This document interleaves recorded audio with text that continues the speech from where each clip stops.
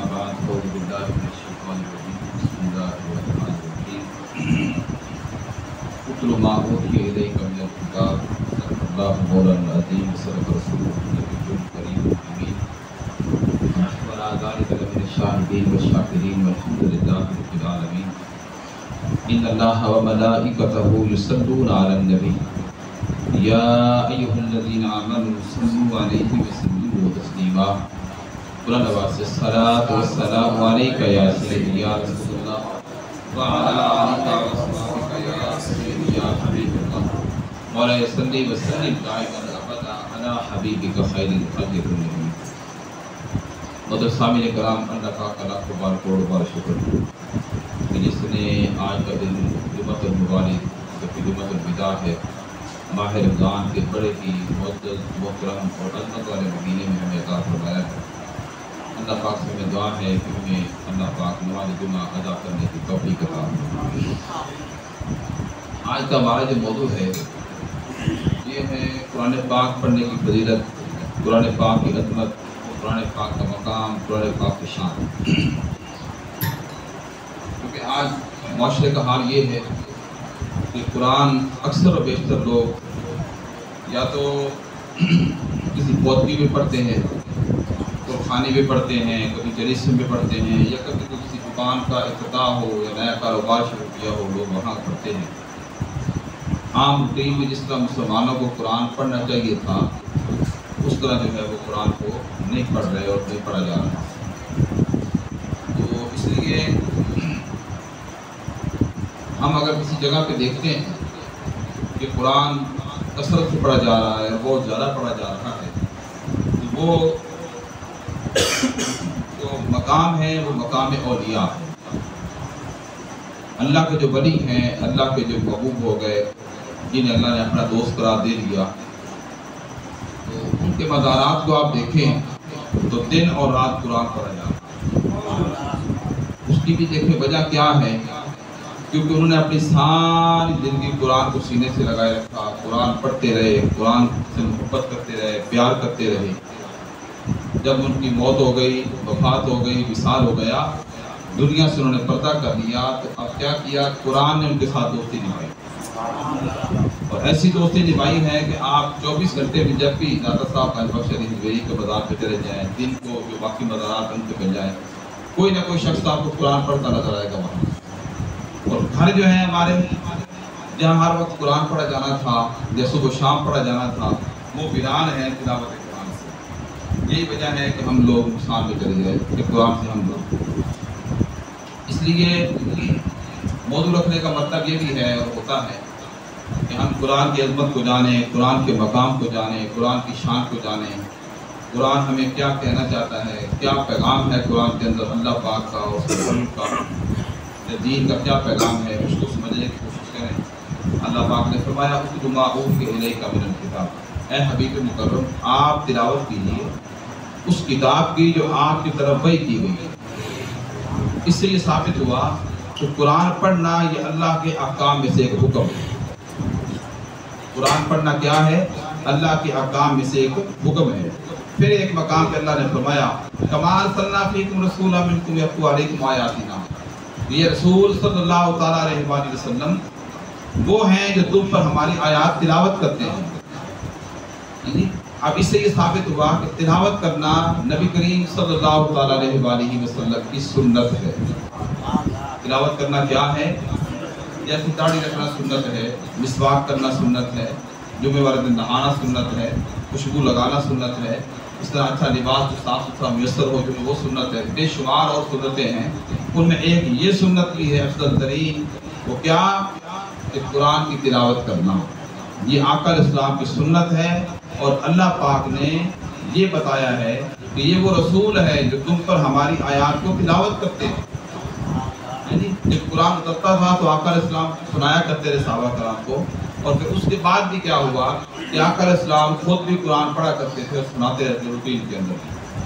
اب اللہ پاک نے یہ بھی فرمایا وَمَنْ أَعْرَضَ عَنْ ذِكْرِي فَإِنَّ لَهُ مَعِيشَةً ضَنْكًا، کہ قرآن مجید کے کئی نام ہیں، ان میں سے ایک نام ذکر بھی ہے، جیسا کہ فرمایا اِنَّا نَحْنُ نَزَّلْنَا الذِّكْرَ، یہ اللہ پاک نے قرآن پاک کا نام ذکر کے ساتھ لیا کہ ہم نے اس ذکر کو یعنی قرآن کو نازل کیا. اور تنقا کا معنی ہے شکاوت, یعنی آیت کریمہ کا معنی یہ ہوا کہ جو شخص ہمارے قرآن سے اعراض کرے گا, منہ پھیرے گا, اسے نہیں پڑھے گا یا اس پر عمل نہیں کرے گا, تو فرمایا اس کی زندگی پر پکتی والی زندگی ہو جائے گی. یعنی قرآن نہ پڑھنا, قرآن سے پیار نہ کرنا, اس کا ادب. اب قرآن کے اداب میں سے یہ بھی ادب ہے کہ قرآن کی تلاوت کی جائے, اس میں ادب بھی ہوگا, قرآن سے محبت بھی ہوگی, قرآن کا احترام بھی ہوگا, قرآن کی عظمت کو بھی بندہ جاننے والا بن جائے. نعمان بن بشیر روایت کرتے ہیں کہ آقا دو جہاں نے فرمایا کہ میری امت جتنی بھی باتیں کرتی ہے, ریاستیں کرتی ہے, مجاہدے کرتی ہے, ان میں سے سب سے افضل عبادت جو ہے وہ قرآن پاک کی تلاوت. سب سے افضل عبادت کون سی ہے؟ قرآن کا پڑھنا ہے, قرآن کی تلاوت کا کرنا ہے, قرآن کو سینے سے لگا کے رکھنا ہے, قرآن سے محبت کرنا ہے, قرآن کا ادب کرنا ہے, قرآن سے پیار کرنا ہے. اللہ پاک نے قرآن پاک کو آنکھیں دے رکھی ہیں. قرآن پاک ایک تو خود کلام ہے, قیامت کا دن ہوگا, آقا علیہ السلام فرماتے ہیں قرآن اور رمضان دونوں آ جائیں گے اور لوگوں کو تلاش کر کر کے وہ لوگ جو دنیا کے اندر ان کا احترام کرتے رہے, ماہ رمضان کا بھی, قرآن کا بھی, ان سے پیار کرتے رہے, ادب کرتے رہے, حق ادا کیا, ان کو پڑھتے رہے اور عمل کرتے رہے, تو فرمایا کیا حال ہوگا, ان کو تلاش کر کے قرآن اور رمضان ان کی شفاعت کر رہے ہیں. اور اللہ پاک قرآن پاک کی شفاعت اور رمضان کی شفاعت اپنی بارگاہ میں بندے کے لیے قبول فرمائے گا. اس سے آپ اندازہ لگا لیں, جس دن کوئی کسی کا نہیں ہوگا اس دن قرآن ہمارا ہو جائے گا. یہ اس بندے کا ہو جائے گا جو قرآن سے محبت کرنے والا ہوگا. اب اسی طرح رمضان ہے, ماہ رمضان کی جو لوگ قدر کر رہے ہیں, جنہوں نے پورے روزے رکھے ہیں, جیسے آج کا آخری دن تھا, کئی لوگ بڑے بے چین تھے کہ اللہ کا روزہ مل جائے. تو ماہ رمضان بھی اس بات کو جانتا ہے اور رب رحمان بھی جانتا ہے جی. تو کئی وہ بھی ہوں گے جنہوں نے نہیں رکھے ہوں گے, کہ چھوڑو وہ نہ عید ہونی چاہیے بس ٹھیک ہے. مگر قرآن سے محبت کرنے والے اور ماہ رمضان سے محبت کرنے والے, دنیا کے اندر جو محبت کرتے ہیں, احترام کرتے ہیں, قدر کرتے ہیں, بے چین رہتے ہیں, ان کے لیے قیامت کا دن ہوگا جب کوئی کسی کا نہیں ہوگا. ماہ رمضان اور قرآن کیا ہوگا, اس بندے کو تلاش کر کے اس کی شفاعت کریں گے. آگے بھی درجہ ملتا ہے قیامت والے دن کا, مزید اگر بات ہوگی تو بتاتا ہوں. آج حال کیا ہے کہ ہم قرآن سے دور ہیں. ماہ رمضان آتا ہے, لوگ روٹین میں چند لوگ, کوئی میں کہتا ہوں کہ جس گھر میں 10 افراد ہوں گے شاید 2-3 ایسے ہو جو قرآن کو پڑھتے ہیں. اللہ کرے سب کو سارے پڑھتے ہوں, کوئی چند گھر ہوں گے, وہ سارے نہیں ہو سکتے. جو حالات ہے معاشرے کے, وقت نہیں ہے, ٹائم نہیں ہے, معاملات ایسے ہیں, زندگی ایسی ہو چکی ہے, افراتفری کا دور ہو چکا. یعنی 10 لوگ ہوں گے, 2 سے 3 لوگ ایسے ہو سکتے ہیں مرد اور خواتین میں یا نوجوان بیٹوں بیٹیوں میں جو گھر میں قرآن ہر روز پڑھتے ہیں, وہ بھی ماہ رمضان میں. اور عام دنوں کے اندر تو پھر کوئی پڑھتا ہے, یا پھر دادی پڑھتی ہوگی یا نانی پڑھتی ہوگی یا کوئی مریض ہوگی وہ پڑھتی ہوگی. ہٹے کٹے لوگ ہم جیسے تو ہم تو پڑھتے ہی نہیں. کوئی کبھی کوئی یاسین پڑھ لیتا ہے, کبھی کوئی سورۃ الرحمن پڑھ لیتا ہے جی, یا جس کو اللہ نے پھر توفیق دے رکھی ہے, مالک کی مہربانی جس پر ہے, وہ ہر روز بھی پڑھتا ہوگا جی. تو قرآن کا یہ حال ہمارے گھروں میں ہو چکا ہے. علامہ اقبال کہتے ہیں وہ مدت زمانے میں مسلمان ہو کر تم خوار ہوئے تار کے قرآن ہو. وہ لوگ جو قرآن سے محبت کرنے والے تھے, قرآن پڑھنے والے تھے, قرآن کا ادب کرنے والے تھے, قرآن کو سینے سے لگانے والے تھے, وہ زمانے میں موجود تھے. اور آج حال یہ ہے کہ ہم نے قرآن کو دور کر دیا, ہم خود قرآن سے دور ہو گئے, تو ہم خوار ہوئے تار کے قرآن ہو. ہمارا حال یہ ہے. اب اس میں بڑی تشریح جہاں آ رہی ہے اور بے شمار, اس میں یہ بھی ہے کہ قرآن پڑھنے والا اور پڑھانے والے کا مقام سے کیا ہے. فرمایا ہر علم و فن کے استاد کی عزت کرنی چاہیے, حتیٰ کہ غیر مسلم استاد اس کا بھی احترام بجا لانا چاہیے. امام اعظم ابو حنیفہ علیہ رحمت ایک عیسائی شخص کے ادب میں کھڑے ہو گئے. لوگوں نے کہا حضرت یہ تو عیسائی ہیں. آپ نے فرمایا جیسا تیسا بھی ہے, مگر میرا ایک فن میں استاد ہے. لیکن دین کے جو اساتذہ ہیں, دین کے جو معلمین ہیں, ان کی عزت, ان کو ترجیح دینا زیادہ ضروری اور اہم, بہت زیادہ اہم ہے. کیونکہ دینی علماء کو عزت خود آقا دو جہان عطا فرمائے. نبی کریم فرماتے ہیں صلی اللہ علیہ وسلم, العلماء وراثۃ الانبیاء, کہ علماء انبیاء کے وارث ہیں. اور ایک مقام پہ فرمایا من زارا عالمن فقط زارنی، جس نے کسی عالم کی زیارت کی اس نے میری زیارت کر دیا. اور ایک مقام پر فرمایا من جلس عالمن فقط جلسنی، جو کسی عالم کے پاس بیٹھا وہ میرے پاس بیٹھا. اور ایک موقع پہ فرمایا جس نے کسی عالم کے پیچھے نماز پڑھ لی اس نے گویا کسی نبی رسول کے پیچھے نماز پڑھ لی. میں یہ باتیں بتاتا ہوں، کچھ میرے بھائی ہیں وہ سمجھتے ہیں نہیں حوالہ بھی ہے کہ نہیں. مجھے بھی اب 20 سال ہو گئے ہیں، پورا یقین کیا کریں یہ مدارس کی بات ہے، پوری کوشش ہوتی ہے، باقی اللہ کبھی کبھی معاف کرنے والا ہے. بات سمجھ آ رہی کیا حضور نے فرمایا جس نے کسی عالم کے پیچھے نماز پڑھ لی اس نے گویا کسی نبی رسول کے پیچھے نماز پڑھ لی. اب آتے ہیں قرآن کی طرف. لہذا قرآن پڑھنے والے یا پڑھانے والے کی عزت و احترام کرنا، ان سے محبت کرنا انتہائی خوش قسمتی کی بات ہے. لیکن فرمایا ایسے شخص سے دشمنی کرنا، ان سے بغض رکھنا، نفرت کرنا سوائے بدبختی کے زندگی کے اندر کچھ نصیب نہیں ہوگا. آگے فرماتے ہیں حدیث پاک میں آتا ہے حضور نے فرمایا لوگوں 3 میں سے ایک ہونا چوتھا نہ ہونا ورنہ ہلاک ہو جاؤ گے. عرض کی گئی یا رسول اللہ 3 کیا ہے اور چوتھا کیا ہے؟ فرمایا یا تو طالب علم بن جانا یا استاد بن جانا یا ان دونوں سے محبت کرنے والا بن جانا. یہ کتنے ہو گئے؟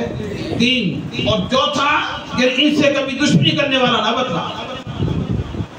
یا طالب علم بن جانا یا استاد بن جانا یا ان دونوں سے محبت کرنے والا بن جانا، یا فرمایا ان سے کبھی دشمنی کرنے والا نہ بننا. 3 میں سے ایک ہو جانا، چوتھا کبھی نہ بننا. اور ایک حدیث پاک میں شب معراج اللہ پاک نے آقا علیہ السلام کو یہ حکم دیا کہ اپنی امت کو حکم دیتے ہیں وہ 3 قسم کے لوگوں کا احترام کرے. اسے یا رسول اللہ کون سے 3 قسم؟ فرمایا ایک والد کا ہمیشہ احترام کرے، اور دوسرا فرمایا عالم، اور تیسرا فرمایا قرآن پڑھانے والے. سبحان اللہ. مولوی تو نہیں چنگے لگ رہے، حالات ہی ایسے ہو چکے ہیں، ہمارا ماحول ہی ایسا ہو چکا ہے کیونکہ دین کی قدر نہیں ہے ہماری نگاہ میں. مولوی تو جائیں باہر میں چھوڑے، وہ تو انسان ہے. دین کی قدر کب نہیں ہوگی؟ اللہ کی عزت کی قسم. جس گھر کے اندر ماں باپ کی قدر نہیں ہے اس گھر کی بھی قدر نہیں ہے. ماں باپ نے گھر بنایا، کوئی شے ہر شے بے قدری نظر آ رہی ہوتی ہے جب بڑے کی قدر نہیں گھر کے اندر، سربراہ کی نہیں ہوتی. اسی طرح پھر آپ جب دین ہمارے گھروں میں آج بلکہ پوری دنیا میں، ادھر وہ غازی صاحب فرما رہے تھے شہر اعتکاف کے اندر کہ اس وقت پوری دنیا میں جتنے بھی مذہب ہیں، کیونکہ ہمارا یہ اسلام دین ہے، یہ مذہب نہیں ہے، جتنے بھی مذاہب ہیں کہتے سب سے زیادہ اگر کوئی بے قدرہ دین ہو رہا ہے تو دین اسلام ہے. دنیا کے اندر وہ کہہ رہے تھے کہ کل کا پتہ نہیں اللہ کتنا بڑا درجہ دے گا، بلندی دے گا اسلام کو اور غلبہ دے گا پوری دنیا کے اندر، وہ مالک جانتا ہے. آج اس وقت حال یہ ہے کہ پوری دنیا کے اندر اگر کوئی بہت ہی نیچے ترین کسی دین کو سمجھا جا رہا ہے تو دین اسلام ہے. تو دینداروں کا پھر حال یہی ہے، پھر ہمارا مسلمانوں کا حال یہ ہے. ہمارے گھروں کا حال دیکھو، گھروں کے دینی ماحول نہیں ہوتا، اب خود دینی ماحول پیدا نہیں کرتے. بھائی باپ جب صبح اٹھ کے نماز پڑھ کے آئے گا قرآن کی تلاوت اس کی آواز سے کرے گا، کوئی سو پائے گا؟ ماں صبح اٹھ کے نماز پڑھ کے جب قرآن کثرت سے اس کی آواز سے پڑھے گی، کیا بیٹیاں نہیں پڑھیں گی؟ کب تک ہوگا کہ بیٹیاں سوئی رہیں گی؟ پھر ماحول بن جائے گا گھر کے اندر، اٹھنے کی عادت پڑ جائے گی. جب گھر کے اندر ماحول رات کو 2 بجے سونے والا ہو، 3 بجے سونے والا ہو، اذانیں سن کے سونے والا ہو، تو مجھے بتائیں اس گھر میں دین کہاں سے آئے گا؟ کیا روشن دانوں سے آئے گا؟ کبھی ایسا نہیں ہوتا. گھر کے اندر خود ماحول پیدا کرتا ہے قرآن پڑھنے والا، پڑھانے والا، قرآن کو یاد رکھنے والا، قرآن سے پیار کرنے والا. جب بڑے قرآن نہیں کھولیں گے، گھر کے اندر بڑے قرآن کا ادب نہیں کریں گے، کبھی بھی نہیں ہو سکتا کہ چھوٹے قرآن پڑھیں. مجھے ایک بچہ ملا جو بڑا پیارا یہاں نازلہ پڑھتے گیا تھا. اس رمضان میں جب قرآن سنا اس کو آتے نہیں ہے، خدا کی قسم. وہ 9ویں کا غالباً پیپر کون سے ہو رہے ہیں؟ 9th کے ہو رہے ہیں، وہ پیپر دے رہے ہیں. دیکھ کے نہیں پڑھنا آ رہا ہو، میں کہ یہ قرآن بھول گیا، کبھی پڑھے گا حیران ہو جائیں گے. پڑھا لکھا بڑا سوچ جاؤ بچہ نظر آ رہا ہے. پھر یہ حالت ہے، اس کا قصور کیا ہے؟ اس کے گھر میں ماحول نہیں ہے بھائی. اب قرآن جب دیکھ کر بھی آپ نہیں پڑھیں گے، آپ کو بھولتا جائے گا، بھولتا جائے گا. ایک وقت آئے گا آپ کبھی کبھی کسی کو خانی پہ پڑھیں گے، کبھی کلیسے پہ پڑھیں گے، تو کیا ہوگا؟ اٹک اٹک کے پڑھ رہے ہوں گے. پھر آپ سے ایک پارہ بھی نہیں پڑھا جائے گا گھنٹے کے اندر. تو یہ کیا ہے؟ یہ خار ہونے کی علامت ہے ہماری کہ ہم قرآن سے دور ہو گئے، دین سے دور ہو گئے. تباہی اپنے ہاتھوں سے خود کر رہے ہیں. اسے خود ہی فرماتے ہیں، آقا علیہ السلام نے فرمایا کہ اللہ فرماتا ہے جسے قرآن پڑھنا اتنا مشغول کر دے کہ وہ قرآن پڑھنے میں، پڑھانے میں، سمجھانے میں مجھ سے کچھ مانگ ہی نہ سکے.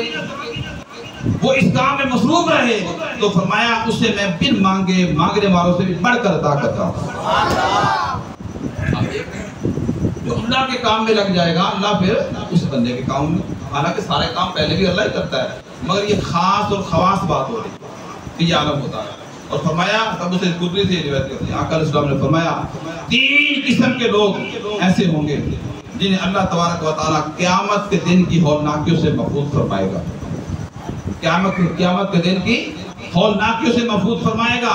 فرمایا قیامت کے دن کا نقشہ دیکھیں کیا ہوگا، سخت گرمی ہوگی، سورج انسانوں کے سروں کے عین اوپر ہوگا، برابر ہوگا۔ یہ سورج جس کو ہم دیکھتے ہیں 4تھے آسمان پر ہے۔ عبداللہ بن عباس فرماتے ہیں کہ آقا دو جہاں نے ارشاد فرمایا سورج 4تھے آسمان پر ہے، اس کا رخ اوپر کی طرف ہے، نیچے کی طرف نہیں ہے، نیچے کی طرف اس کی پشت ہے۔ پھر بھی گرمی کا حال یہ ہے کہ مگر قیامت کے دن یہ سروں کے عین برابر ہوگا، اس کا رخ اوپر کی بجائے نیچے کی طرف ہوگا۔ اور یہ زمین جس پر آج ہم بیٹھتے ہیں، اس زمین میں قوت جاذبہ ہے، سخت ترین گرمی بھی پڑ رہی ہو تو یہ زمین اپنے اندر جذب کرتی رہتی ہے۔ مگر فرمایا قیامت کے دن اللہ پاک اس زمین کو اٹھا کر اس کی روٹی بنا کر اسے جنت میں رکھ لے گا۔ کون سی زمین؟ یہ زمین جس پر ہم بیٹھے ہیں چلتے ہیں، جنت میں رکھ لے گا، اور جنت میں جنتی سب سے پہلے وہ روٹی کھائیں گے جو اس زمین کی بنی ہوئی ہوگی۔ فرمایا اور اس زمین کی جگہ اللہ پاک اور زمین رکھے گا۔ قرآن کہتا ہے یوم تبدل الارض غیر الارض، قیامت کے دن اس زمین کو ایک اور زمین سے بدل دیا جائے گا، اور وہ زمین تانبے کی زمین ہوگی، تانبے کی زمین ہوگی۔ جب سورج کی گرمی اس پر پڑے گی تو وہ گرمی کے اثر کو اور باہر نکالے گی، لوگ اپنے پسینوں میں شرابور ہوں گے، کسی کا پسینہ ٹخنوں تک ہوگا، کسی کا گھٹنوں تک ہوگا، کسی کا پسینہ کمر تک ہوگا، کسی کا پسینہ گردن تک ہوگا، کوئی اپنے پسینے میں ہوتے کھا رہا ہوگا، ہر کسی کا پسینہ فرمایا اس کے ساتھ ہوگا، اور پسینہ اتنا گرم ہوگا آقا دو جہاں صلی اللہ تعالیٰ علیہ وآلہ وسلم فرماتے ہیں، فرمایا کہ اگر اس کا ایک قطرہ احد پہاڑ پر گرایا جائے تو وہ بھی پگھل جائے اور انتہائی بدبودار ہوگا۔ حضور نے فرمایا کہ اگر اس کا ایک قطرہ زمین پر گرایا جائے تو انسانوں کے تو کیا جانوروں کے دماغ بھی بدبو کی وجہ سے پھٹ گیا۔ ایک قطرے کی بات ہے اور انسان اس میں ڈبکیاں کھا رہے ہیں۔ اور ایک روایت میں آتا ہے کہ لوگ پسینے میں کئی لوگ جکڑے ہوئے ہوں گے، پسینے اپنے پسینے میں جکڑ رکھا ہوگا، کیا نظام ہوگا اللہ پاک کا؟ لوگ پسینوں میں جکڑے ہوئے ہوں گے، پسینوں میں ڈبکیاں کھا رہے ہوں گے۔ حالانکہ ہم دنیا کے ماحول کو دیکھتے ہیں، سیلاب آتا ہے یا دریا ہوتا ہے یا نہر ہوتی ہے، بندہ اس پہ چھلانگ لگاتا ہے، سمجھ آتی ہے سارے لوگ ہی نہا رہے ہیں۔ وہاں الگ نظام ہوگا قیامت کے دن، فرمایا لوگ بھوکے ہوں گے، ننگے ہوں گے، پیاسے ہوں گے، والدین اولاد سے بھاگے گی، اولاد ماں باپ سے بھاگ رہے تھے، شوہر بیوی کو دیکھ کر راستہ بدلے گا، بیوی شوہر کو دیکھ کے بدلے گی۔ قرآن کہتا ہے یود المجرم لو یفتدی من عذاب یومئذ ببنیہ وصاحبتہ واخیہ وفصیلتہ التی تؤویہ ومن فی الارض جمیعا۔ اللہ پاک نے فرمایا لوگوں قیامت کے دن مجرمین لوگ یہ چاہیں گے کہ آج اللہ رب العزت ان کے خاندان کو تو دوزخ میں ڈال دے، گرا دے، لیکن کیا کرے انہیں بچا لے۔ تو آج خاندان بڑا پیارا ہے، قرآن کہہ رہا ہے کہ بندہ کہے گا میرے سارے خاندان کو اللہ دوزخ میں ڈال دے، مجھے بچا دے۔ جہنم کے آگ کے بڑے بڑے شعلے بلند ہو رہے ہوں گے، جنہیں دیکھ کر ہر شخص نہیں سمجھ رہا ہوگا ابھی اس کا ایندھن میں بننے والا ہوں۔ آقا علیہ السلام نے ارشاد فرمایا کہ اگر اس کسی کے پاس میں بڑی پیاری اور اہم ترین بات بتا رہا ہوں، غور کرے ذرا۔ حضور فرماتے ہیں اگر کسی کے پاس 70 انبیاء کے اعمال کے برابر بھی اعمال ہوئے تو وہ بھی کب گوا رہا ہوگا قیامت کے دن۔ ایک نبی کی کتنی شان ہے، ان کے اعمال کا کیا عالم ہے، کیا مقام ہے، عظمت ہے نبی کی۔ اور فرمایا 70 انبیاء کے برابر بھی جن کے پاس اعمال ہوں گے وہ بھی قیامت والے دن کانپ رہے ہوں گے۔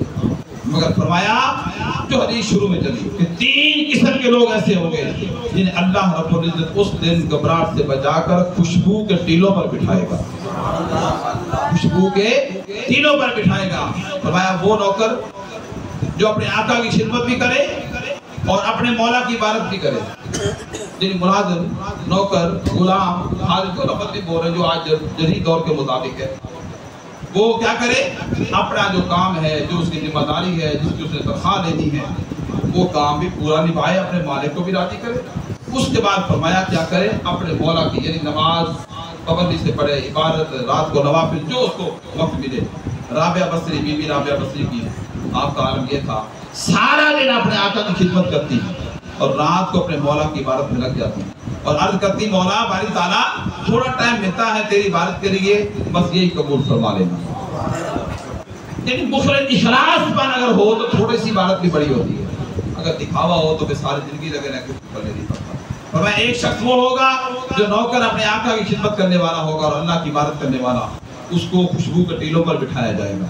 दूसरा वो होगा जो पांचों वक्त की नमाज के लिए लोगों को बुलाए, यानी मुअज्जिन, जो अजान देने वाला होगा, जो पांचों वक्त की नमाजों के लोगों को बुलाता रहेगा जैसा कि मुअज्जिन, ये शख्स भी सुकून से होगा। और तीसरा फरमाया वो होगा जो शख्स कुरान पढ़ता है, कौम की इमामत करता है। ये तीन लोग, नौकर, अजान देने वाला और कुरान पढ़ाने वाला, फरमाया ये तीन ऐसे लोग होंगे कि क़यामत के दिन हर किसी को अपनी अपनी पड़ी होगी, घबराहट होगी, कपकपाहट होगी, लोग परेशान होंगे, मगर ये तीन वो लोग होंगे जिन्हें क़यामत वाले दिन नूर के टीलों पर बिठाया जाएगा। आप देख रहे हैं, अंदाजा लगाएं। अब हम ये सोचते हैं, बड़ी एक लंबी तशरीह से दी है उन्होंने आगे, कि हम सोचते हैं कि यार ये मौलवी, ये इमाम, ये मुअज्जिन, अज़ान देने वाले, ये मस्जिद के खादिम, ये कुरान पढ़ाने वाले, ये घरों में पीछे जो कुरान पढ़ाते हैं वो कुरान बेशुमार इसलिए भी कुरान पढ़ाया जा रहा है, जो भी पढ़ाने वाले हैं सारे अजमत वाले होते हैं, चाहे वो पैसे फीस लेकर भी पढ़ा रहे हो, हक है उनका। अब ये सारी बातें आप देखते चले जाएँ, वो आप फीस लेके भी कुरान पढ़ाते हैं ना, फिर भी पढ़ा तो कुरान रहे हैं। एक अरबी पढ़ा, एक वो इंग्लिश पढ़ा रहा होता है, मैथ पढ़ा रहा होता है, दूसरे मज़ामीन स्कूल के पढ़ा रहा होता है, उसकी वो शान नहीं बनेगी, शान उसकी फिर भी बरकरार रहेगी जिसने कुरान पढ़ाया, क्योंकि उसकी ज़रूरियात हैं, उसके मामलात हैं अपनी जगह। मगर देखना ये है कि हमारे घर के अंदर कोई हाफिज पैदा हुआ, हमारे घर के अंदर कोई है जो मुअज्जिन और अज़ान देने वाला, हमारे घर के अंदर कोई ऐसा बच्चा बच्ची बेटी पैदा की जिसने दर्स निज़ामी कर लिया हो, शरिया कॉलेज में चली गई हो, जो दीन पढ़ चुकी हो, जो चलो 8 साल का कोर्स है 4 साल का करवा लिया हो, 60 कोर्स दर्स निज़ामी के अंदर भी होते हैं, वो करवा लिए हो, हमें टेंशन ही कोई नहीं, ना माँ को फिक्र है ना बाप को। उसकी वजह क्या है? माँ बाप बेचारे हैं, तो कैसे बेचारे रह गए? उन्हें खुद दीन नहीं पढ़ाया किसी ने, उन्होंने खुद दीन नहीं पढ़ा था।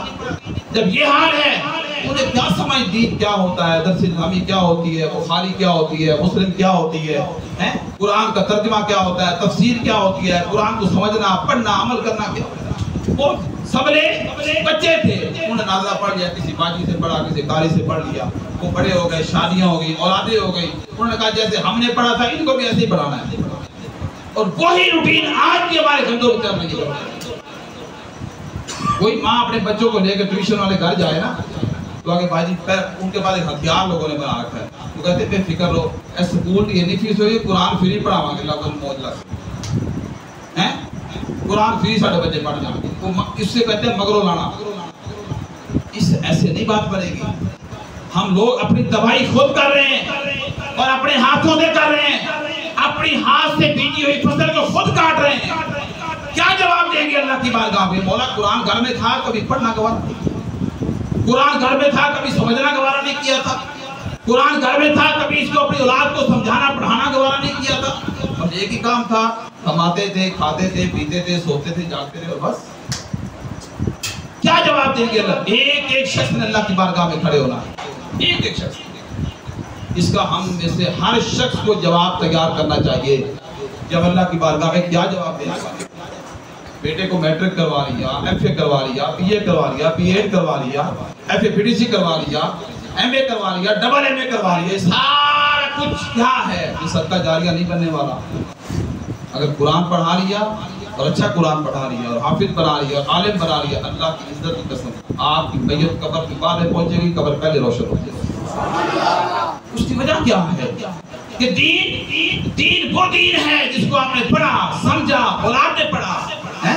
ईसा अलैहिस्सलाम का वाक़या शायद पहले मैंने बताया किसी दर्स के अंदर कि आप एक कब्र के पास से गुजरे, देखा तो कब्र में आग के भांबड़ बज रहे हैं, बहुत बड़ी आग लगी कब्र के अंदर। आप घबरा गए, इतना बड़ा था, वो बड़ा गुनाहगार था, थोड़ा काम जाना था आगे, वहां से वापस पलटे, फिर उस कब्र के पास आए, क्योंकि आप मुर्दों को जिंदा करते थे, कब्र वाला का हाल जमीन के अंदर देख लेते थे। तो वापस आए, देखा तो कब्र जन्नत का माहौल है, खूबसूरत खुशबुएं हैं, सुकून है, ठंडक है, और बंदा सुकून से लेटा हुआ है, उधर बारिश डाला, ये क्या है? अभी गुजरा ये हाल था, تھوڑی دیر میں واپس آیا تو یہ حال ہے۔ اللہ پاک نے فرمایا جب اس بندے کی وفات ہوئی، موت ہوئی، اس وقت اس کا ایک بچہ اب اس کی بیوی کے پیٹ میں تھا۔ کچھ عرصے بعد وہ پیدا ہوا، پھر وہ بڑا ہوا، آج وہ 4.5-5 سال کا ہو گیا۔ آج پہلے دن اس کی والدہ استاد کے پاس لے کے گئی ہے اور اس نے بسم اللہ الرحمن الرحیم ابھی توتلی زبان سے پڑھا ہے۔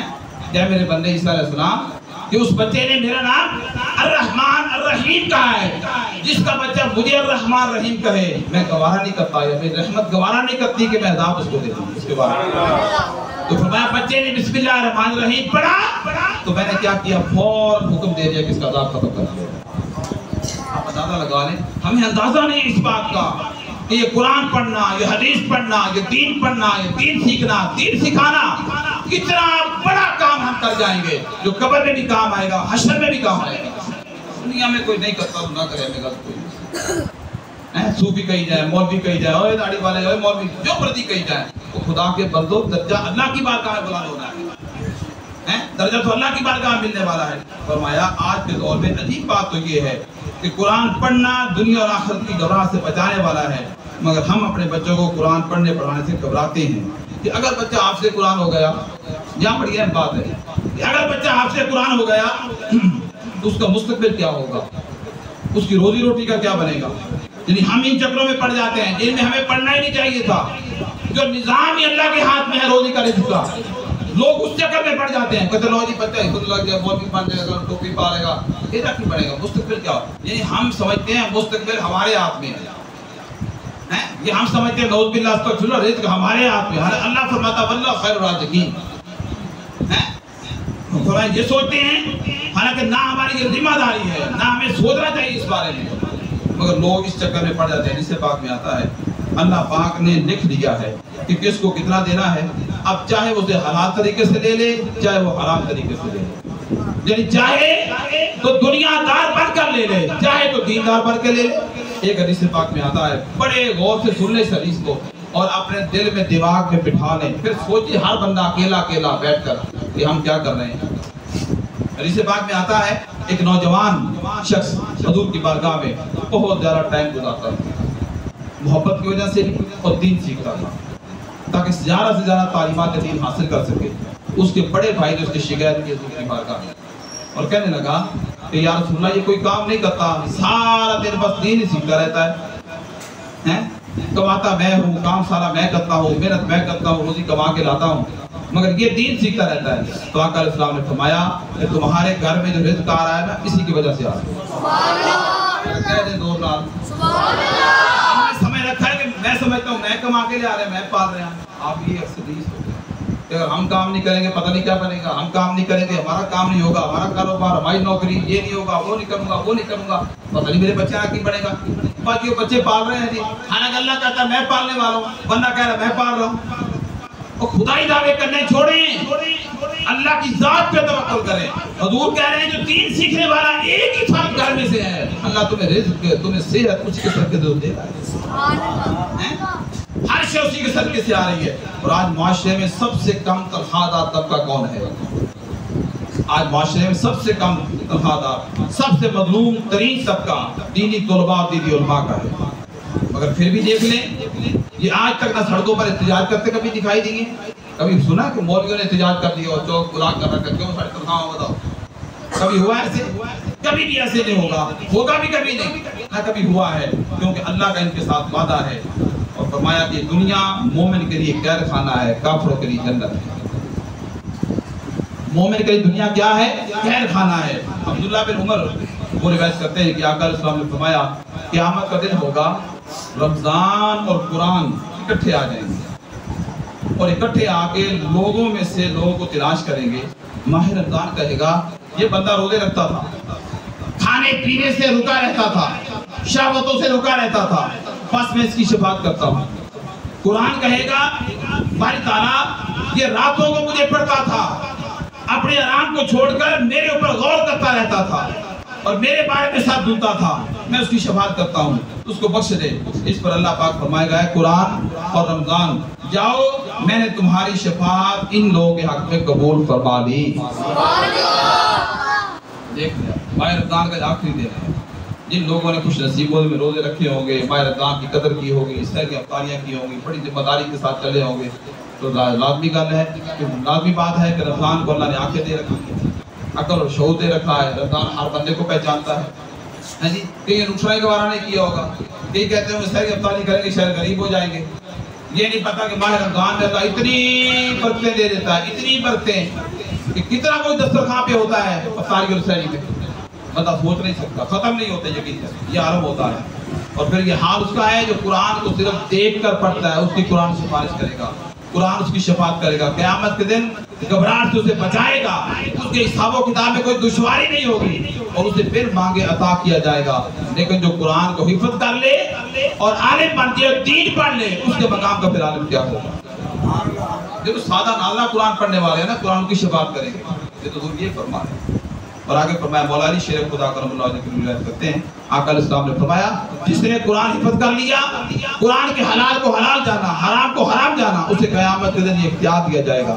वो ऐसे 10 अफराद की शफाअत कर सकता है जिन पर जहन्नम वाजिब हो चुका। एक तो वो रिवायत दे रहे थे ना कि माँ बाप को बख्शवाएगा, सास ससुर को, नाना नानी को, दादा दादी को, दुनिया में भी। ये यहाँ ये और बात आ रही है, वो खानदान के अफराद जो रिश्तेदारों में से 10 वो लोग होंगे जिन पर जहन्नम वाजिब हो चुका होगा, फरमाया उनकी शफाअत करेगा, अल्लाह पाक उसकी शफाअत उसको दोज़ख से निकाल देंगे।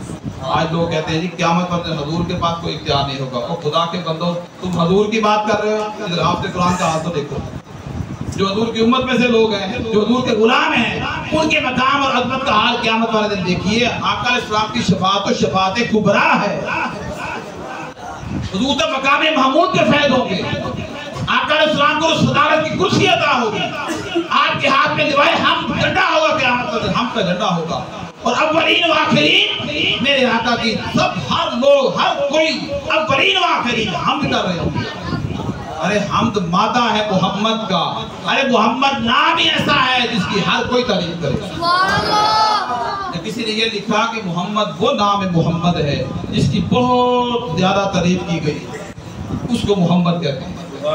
तो क़यामत पर हजूर का ये मकाम होगा। तो हजूर के गुलामों का हाल देखिए, जो हजूर के गुलाम हैं, जो हाफिज हैं, जो हाजी होंगे, जो शुहदा होंगे, जो सारे उलमा होंगे, सारे शफाअत कर रहे होंगे अपने मानने वालों और जानने वालों। फिर आका अलैहिस्सलाम फरमाया क़यामत के दिन मैदान महशर में हाफिज़ कुरान आएगा तो उसके साथ कुरान होगा। कुरान कहेगा बारी ताला जिसने सीने को मेरे साथ आरास्ता किया तो उसे आरास्ता कर। अब क़यामत के दिन मैदान क़यामत के अंदर ये बात हो रही है, तो अल्लाह पाक उसे मैदान हशर में खुद आरास्ता फरमाएगा।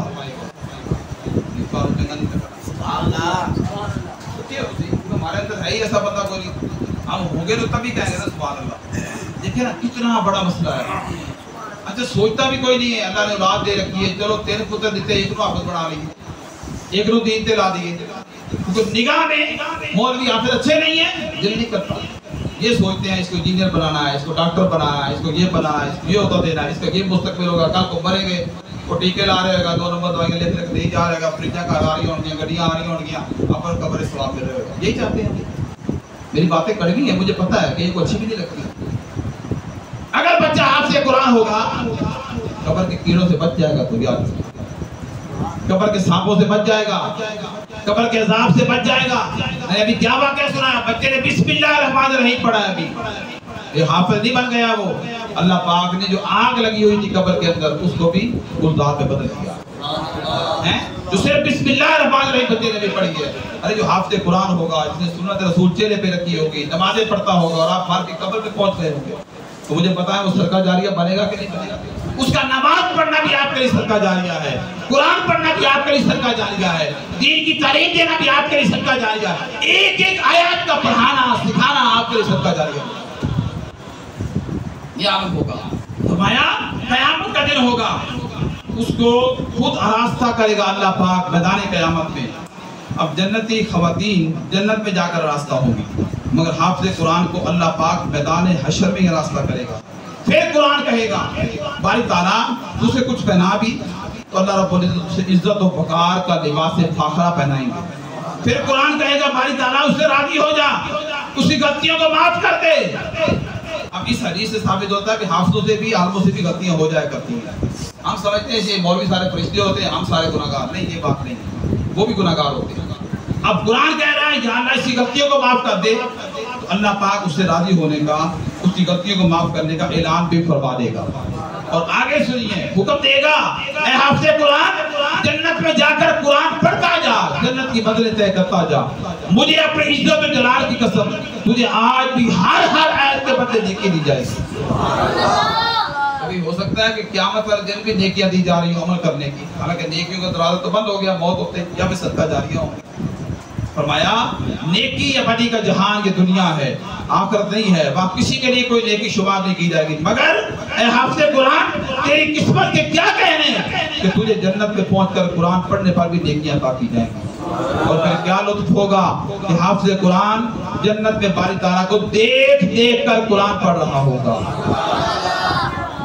یہ شان ہے، یہ عظمت ہے قرآن پڑھنے والوں کی، قرآن پڑھانے والوں کی، قرآن حفظ کرنے والوں کی. اب سوال یہ ہوتا ہے کہ جنت میں پہنچ کر حافظ قرآن کا مقام و مرتبہ کیا ہوگا؟ اس کا جواب ہے جس سے پاک میں ہے عبداللہ بن عمر روایت کرتے ہیں. آقا علیہ السلام نے فرمایا جنت میں حافظ قرآن سے کہا جائے گا اے حافظ قرآن اب تو قرآن پڑھتا جا اور جتنی منزلیں طے کرتا جا، آہستہ آہستہ پڑھ جیسے تو دنیا میں پڑھتا تھا. اور سن لے جنت میں تیری منزل وہی ہوگی جہاں قرآن کی آخری آیت کو تلاوت کرے گا. اب رہی یہ بات کہ حافظ قرآن پھر جنت کی کس منزل پر جا پہنچے گا، اس کا جواب سیدہ عائشہ صدیقہ رضی اللہ تعالیٰ عنہا دیتی ہے. کہ آقا علیہ السلام نے فرمایا جنت کی منزلوں کی تعداد اتنی ہے جتنی تعداد قرآن کی آیتوں کی ہے. یہ قرآن کی آیتیں کتنی ہیں؟ کسی بچے کو آتی ہیں 6666. قرآن کی آیتیں کتنی ہیں؟ دیکھیں نا، اب کوئی 50 سال کا بیٹھا ہے، کوئی 60 سال کا ہے، کوئی 40 سال کا ہے، کوئی 35 سال، کوئی 30 سال ہے کہ نہیں؟ ہمیں موبائل کی ہر آیت کا پتہ ہے، سمجھ ہے کیا کیا ہے. قرآن کی آیتوں کا پتہ کوئی نہیں. کیا بنے گا، کیا ہونے والا ہمارے ساتھ؟ یہ کوئی ڈوبنے والا تماشا نہیں ہے. جیسے مریں گے آنکھ کھل جائے گی. لوگ آنکھیں بند کر دیتے ہیں، نہیں. غنی شریف خدا فرماتے ہیں جب کوئی مرتا ہے نا، موت آ جاتی ہے اس کو، لوگ آنکھیں بند کرتے ہیں، اصل میں اس کی آنکھیں کھل جاتی ہیں. وہ آنکھیں پھاڑ پھاڑ کے دیکھتا ہے. مرنے والے کے سامنے ابھی موت نہیں آئی ہوتی، کہتے روح نکلتے نکلتے نکلتے جب جان یہاں تک آ پہنچتی ہے نا، تو فرشتے جنت والے دوزخ والے سامنے آ جاتے ہیں، ملک الموت سامنے ہوتے ہیں، اور اس کے سامنے سورج کی طرح چمکتا ہوا دین اسلام سامنے آ جاتا ہے. دین اسلام جو آج ہمارے گھروں میں غریب اور یتیم اور مسکین ہے، سورج کی طرح چمکتا سامنے آتا ہے. اس سے وہ بندہ گھبراتا ہے، وہ پچھتاتا ہے، اتنا اعلیٰ دین، اتنی عظمت والا دین، اتنی شان والا دین تھا، اور میں نے ساری زندگی کبھی اس کو پرکھا بھی نہیں، پڑھا بھی نہیں، اس کی قدر بھی نہیں کی، اس کا خیال بھی نہیں کیا، دھیان بھی کبھی نہیں دیا تھا. دن رات دنیا کے لیے مارا مارا پیتا رہا، یاروں دوستوں میں وقت گزرتے رہے، خاندان سے محبت چلتی رہی، اولاد سے پیار کرتا رہا. اس دین سے میں نے کبھی پیار نہ کیا، اس دین سے کبھی تعلق کی قائم نہ کیا، کبھی اس دین کے ساتھ واسطہ بھی نہ رکھا. تو میں اس وقت بندہ گھبراتا ہے، کہتا ہے کاش مولا تھوڑا سا ایک لمحہ دے دے دنیا میں واپس چلا جاؤں. مگر فرمایا وقت ختم ہو چکا ہوگا. دوستو اس سے پہلے کہ یہ وقت آ جائے، یہ نوبت آ جائے میرے اوپر اور آپ کے اوپر کہ آخری لمحہ آ جائے، فرشتے نظر آ جائیں، دین اسلام سامنے، یہ چمکتا ہوا دیکھیں لائٹ کتنی تیز ہے، چمکتا ہوا سامنے ہو جائے، اور پھر اس وقت پچھتائیں اور گھبرائیں اور روتے ہوئے قبر پہ جا پڑیں. مجھے بتائیں پھر کون پرسانے حال ہوگا؟ جس رب نے دین بھیجا تھا ہمارے گھروں تک پہنچایا، کربلا میں قربانیاں دی گئی، صحابہ کرام نے قربانیاں دی، خندقیں کھودی گئی، پیٹوں پہ پتھر، آقا علیہ السلام خود پتھر باندھتے تھے، صحابہ کہتے ہیں آنکھوں سے دیکھتے تھے کہ آقا علیہ السلام پیٹ پہ پتھر باندھ کے جنہوں خندق کھودتے تھے، کام کرتے تھے ہمارے ساتھ. بھوکے ہوتے تھے، پیاسے ہوتے تھے، لباس پورا نہیں ہوتا تھا صحابہ کے پاس، ننگے جسم ہوتے تھے، گھر بار چھوڑا، ہر شے چھوڑی، کس کے لیے؟ اللہ اس کے رسول کے لیے اور دین کی سربلندی کے لیے. کربلا میں آ کے چھوٹے چھوٹے 6 ماہ کے بچوں تک کو شہید کروا دیا گیا. خدا کی عزت کی قسم اس دین کو ہمارے گھر تک پہنچانے کے لیے آج وہ دین ہمارے گھروں میں آیا. ہر کسی کے گھر قرآن پڑھا کرتے، قرآن کو غلاف میں لپیٹ کے رکھو، یہ بڑی سمجھ ہے، مگر اس قرآن کو کھولتے نہیں ہیں. آج قرآن پڑھا نہیں جا رہا، قرآن پہ توجہ نہیں دی جا رہی، قرآن پہ دھیان نہیں دیا جا رہا، بالکل فکر ہی نہیں ہے قرآن کی. صبح اٹھتے ہیں سب سے پہلے میرا آپ کا ہم سب کا حال کیا ہے، آنکھ کھلتے ہی پہلا کام کیا کر رہے ہیں؟ موبائل دیکھتے ہیں، کس چیز کا میسج آیا ہے. ارے جو 1500 سال پہلے میسج آئے تھے وہ بھی تو گھر میں پڑے ہیں. وہ کس نے دیکھنے ہیں؟ اس کو کبھی ہم دیکھنا گوارا نہیں کر رہے ہیں. اور یہ کیا کر رہے ہیں؟ اپنے ہاتھوں سے اپنی خود تباہی کر رہے ہیں. ہم دیکھ رہے ہیں دن رات دائیں بائیں لوگ مر رہے ہیں، موتیں آ رہی ہیں، کسی کی ماں فوت ہوگی، کسی کا بھائی چلا گیا، کسی کا باپ چلا گیا، کسی کا بیٹا چلا گیا. ہم دیکھ رہے ہیں آنکھوں سے، ملکان چلے گئے. مجھے بتائیں کتنے ہیں وہ لوگ جو پیچھے قبروں پہ روز جا رہے ہیں؟ کتنی اولادیں پیچھے قرآن پڑھ کے بخش رہی ہیں؟ کتنے بھائی بھائی کے لیے قرآن پڑھ رہے ہیں؟ وہی بس 4 دن قرخانی ہے اور جمعراتے ہیں اور چالیسواں ہیں، وہ بھی جو مانتے ہیں وہی کرتے ہیں. کر لیں تو ثواب ہے، نہ کرو تو گناہ کوئی نہیں. وہ کتنے ہیں لوگ جو کر رہے ہیں؟ جو سال گزرنے کے بعد سالانہ ختم ہوتا ہے، بس بات ہے. وہ بھی گنتی کے چنے ہوئے لوگ آتے ہیں، اس میں غریب کوئی نہیں ہوتا، خاص لوگ ہوتے ہیں. کیا ثواب اور کیا؟ سوچیں ذرا اس بات کو. اس لیے یہ نہ ہو کہ اپنے گلے کے اندر دوزخ کا پٹا ڈال کے خود ہی قبر میں جا پہنچے کہ یا اللہ مجرم بن کے آگے دے سزا. آج وقت ہے، آج لے ان کی پناہ، آج مدد مانگ ان سے. اللہ کی عزت کی قسم، رسول اللہ نے حق ادا کر دیا. ہم تک دین پہنچا دیا، ہم تک قرآن پہنچا دیا، ہم تک اسلام پہنچا دیا، ہمارے گھروں تک، ہمارے سینوں تک خود رب رحمان کو پہنچا دیا. مگر افسوس، صد افسوس کہ آج ہم ہر شہر کو ایک سائڈ پہ رکھ کے رسماً مسلمان بن کے زندگی گزارتے جا رہے ہیں. اور نئی کیبل آئی تھی نا، تو کوئی جب لگواتا تھا تو بھی لگوا لی، وہ کارے سب سارا دن آ رہی ہیں، سب نے دلوائی، ایسے بھی لگوا لی. اب لوگ ایک اور جملہ بنا کے پھر رہے ہیں، وہ کہتے ہیں یار قبر، وہ کہتے ہیں دیکھی جائے گی، سارے مرنا ہے. ہم یہ سوچتے ہیں سب نے مرنا، دیکھی کیسے دیکھی جائے گی؟ قبر تو اپنی اپنی، جواب اپنا اپنا ہے، اعمال اپنے اپنے ہیں، نیکیاں اپنی اپنی ہیں، گناہ اپنے اپنے ہیں. دنیا میں پھرتا ہوا بندہ کہتا ہو فلاں گناہ گار ہے، کیا ہے، فلاں ہے، فلاں ہے، فلاں ہے. اور تجھے اس سے کیا غلط؟ تو اپنی فکر کر، آج مر گیا تو تیری قبر میں تو اپنی قبر میں پہنچ جائے گا، وہ پتہ نہیں کیا کرے گا، وہ شاید توبہ کر لے. بات سوچو اس بات کو. قبر اپنی اپنی ہے، جواب اپنا اپنا ہے. آقا اسلام نے فرمایا ہر شخص اللہ کی بارگاہ میں کھڑا ہوگا، ایک ایک شخص کھڑا ہوگا.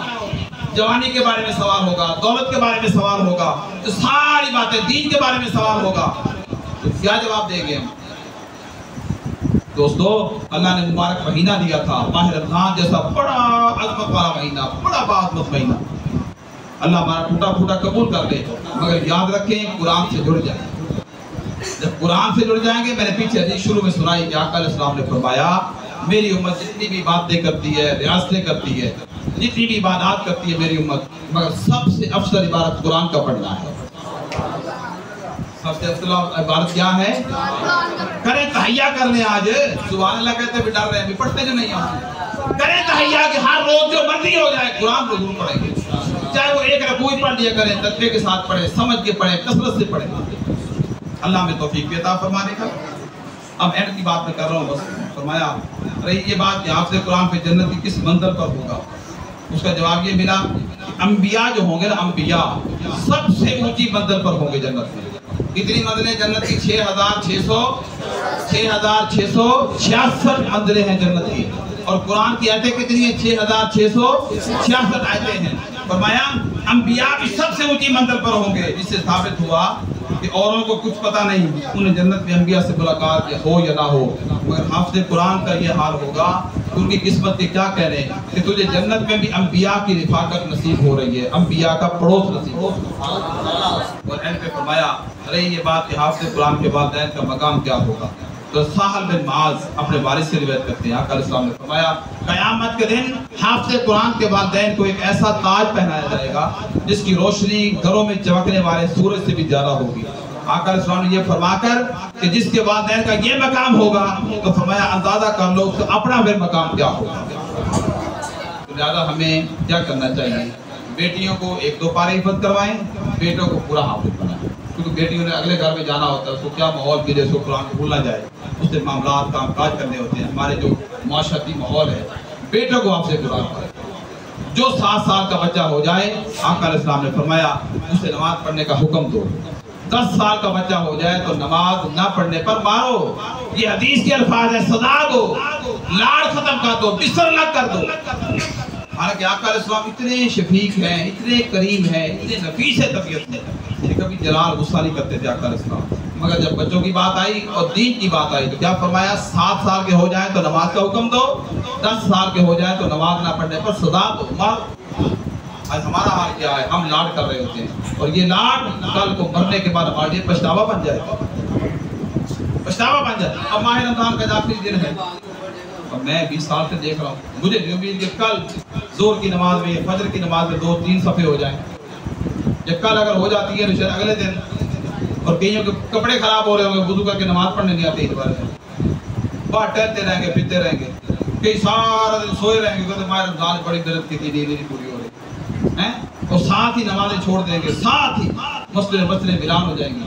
یہ نہیں ہے، ہر جگہ یہی حال ہوگا۔ تو دوستو اپنی فکر خود کر لیں، نماز سے محبت کریں، اللہ کی بارگاہ میں سجدے کرنے کی عادت ڈالیں، سجدے کی محبت، جہاں بھی پھر رہے اذان سنائی دے ادھر ہی نماز کی تیاری کر لیں۔ وہ بزرگ کہتے ہیں ساڈا کام ہے یاد کی بارگاہ حاضری لانا، وہ منے یا نہ منے وہ نہیں بلکہ ہمارا کام حاضری لگانا، بس ہماری حاضری لگنی چاہیے نماز۔ اس لیے قرآن کا ادب کرنے والا سلطان نمور غزنوی کا بڑا مشہور واقعہ ملتا ہے۔ آپ کسی گھر میں مہمان گئے ہوئے تھے، بلکہ پہلے کسی نے خواب میں آپ کو دیکھا، مرنے کے بعد دیکھا تو جنت میں ٹہل رہے ہیں۔ انہوں نے کہا جی سکون میسر کیسے ہوا؟ انہوں نے کہا میں کسی گھر میں مہمان بن کے گیا تھا، جب رات کو سونے کے لیے کمرے میں انہوں نے یہ آپ کا کمرہ ہے، میں اندر گیا تو کیا دیکھتا ہوں طاق میں قرآن رکھا ہوا ہے۔ تو میں نے اٹھ بیٹھا، میں نے کہا نہیں اس کمرے میں قرآن پڑھا بہتر ہے، قرآن کو اٹھا کے دوسرے کمرے میں بھیجو، پھر لے لوں۔ میں نے بلایا ان کو، وہ جو میزبان تھے ابھی وہ پہنچے نہیں تھے، پھر میں نے سوچا ہے کمرے سے قرآن کو نکلوا دوں، بہتر نہیں میں خود نکل جاؤں۔ تو میں نے انہیں کہا کہ بھائی اس کمرے میں نہیں لیٹوں گا، مجھے اور کوئی کمرہ دے۔ انہوں نے مجھے اور کمرہ دے دیا۔ بس یہی قرآن کا ادب کرنا اللہ کو پسند آتا۔ اب دیکھیں کتنا ادب ہے، کوئی ہے ادب؟ ہماری نگاہ میں کوئی ادب نہیں ہے، ان کی نگاہ میں اتنا بڑا ادب تھا۔ بشر حافظ رحمۃ اللہ علیہ نشے میں دو تھے، شراب پیتے تھے، شراب کی پھٹیاں لگا رکھی تھی بات کے اندر، اور کیا حال تھا، نشے میں جا رہے تھے، ایک کاغذ پہ بسم اللہ الرحمن الرحیم لکھا ہوا بلا گندگی کاغذ گندا تھا، آپ نے صاف کیا، خوشبو 1 درہم یا 5 درہم جیب میں تھے، سارے پیسوں کی خوشبو لے لی، اس کو تر کر دیا، معطر کر دیا خوشبو سے، اور کسی اونچی جگہ پہ رکھ دیا۔ بس جیسے رکھنا تھا اللہ پاک نے اپنے بلی کو ندا بھیجی کہ جاؤ بشر حافظ کو میرا پیغام دے دو، اس جگہ کہ تو نے میرے نام کو معطر کر کے بلند جگہ پہ رکھا ہے، ہم تیرے نام کو دنیا اور آخرت میں بلند کر دیں گے۔ جب وہ پیغام لے کے پہنچے تو بشر حافظ حیران ہو گئے، وہ شراب پی کے بیٹھے ہوئے تھے، پٹھی شراب کے پاس بیٹھے تھے، وہ کہنے لگے میرے نام پیغام اللہ پاک کا ہے؟ کہنے لگے ہاں۔ اور اس دن سننے لگے ننگے پاؤں تھے، وہ کہتے اللہ کا جو پیغام آیا میں ننگا پاؤں تھا، ساری زندگی جوتا نہیں پہنا۔ حافظ کہتے ہیں ننگے پاؤں والے، بشر حافظ، تو حافظ کے نام سے مشہور ہو گئے۔ لوگوں اللہ والوں نے یوں ادب کیے، اللہ کے نام پہ کے، قرآن کے، اسلام کے، دین کے، اسلام کو مقام مل گئے۔ اللہ ہمیں بھی توفیق عطا فرمائے۔ اعلان سماعت فرما لیں کہ نماز عید الفطر